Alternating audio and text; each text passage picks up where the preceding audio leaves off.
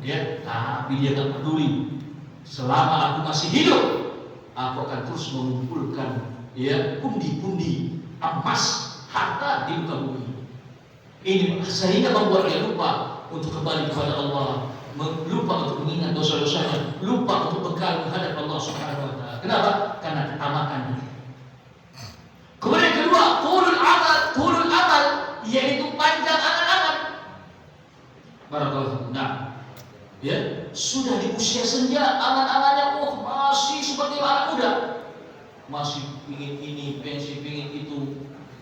Dan saya pernah temukan juga, dan sekali lagi ini fakta, ya. Barakallahu, saya sendiri menyaksikannya.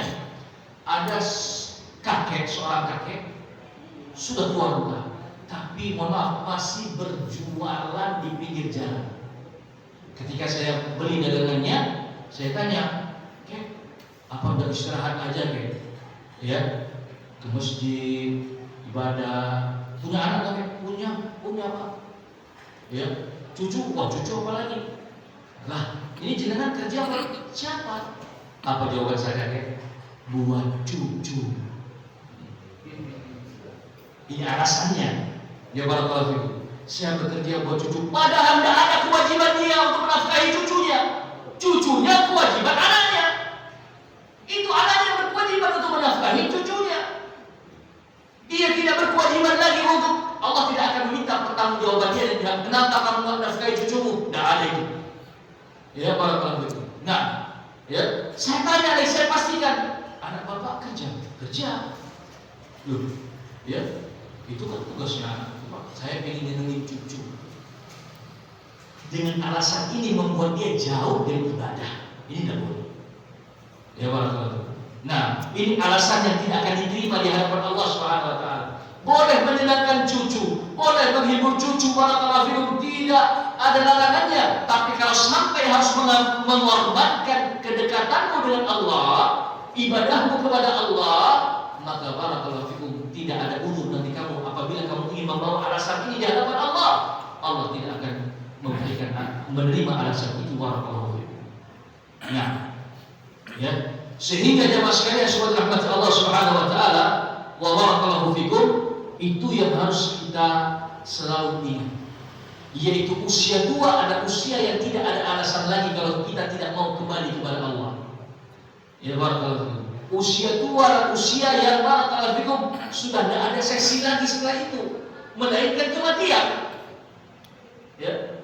Sebagaimana kata Nabi alaihi wasallam tadi, tidak akan kembali menjadi muda, balik lagi, tidak ada itu.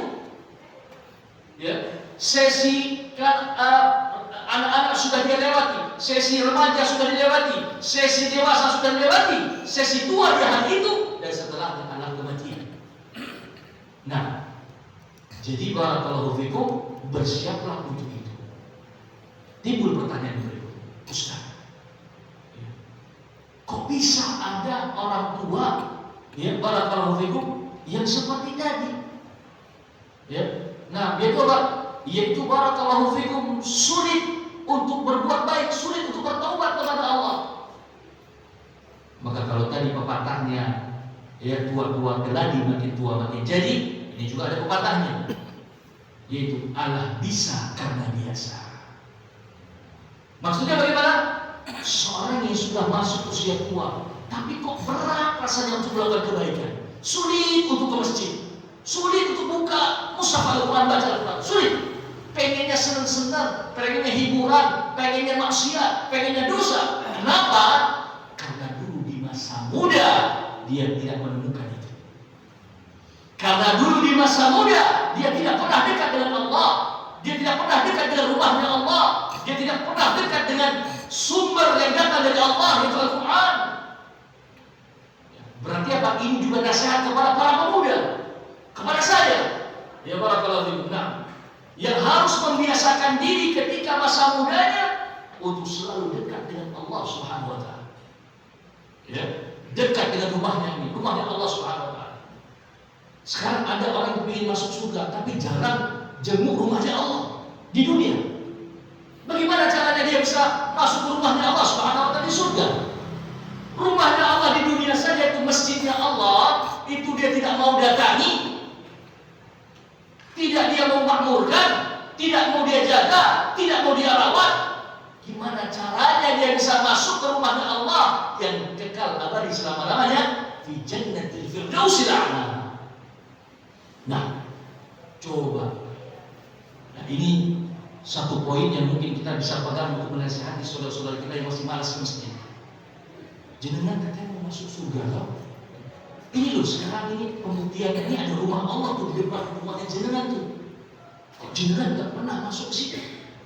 Nah, jenengan katanya mau pengen ke rumahnya Allah di surga, tapi ke rumahnya Allah di dunia saja jenengan gak mau.